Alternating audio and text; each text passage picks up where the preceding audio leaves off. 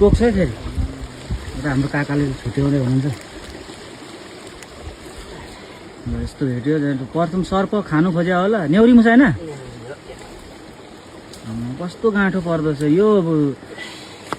दुइटै मर्छ नि मर्दा यो अर्कोको टाउको टोकिसकेको छ एउटाको ज्यान बेरिसकेको छ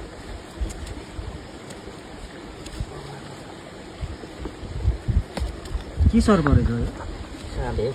साँबे यसले विष कति कडा हुन्छ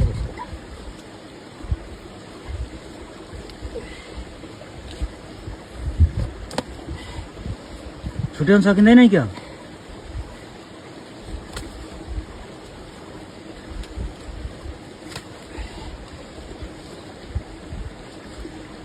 खै अर्को डन्ठिन्छ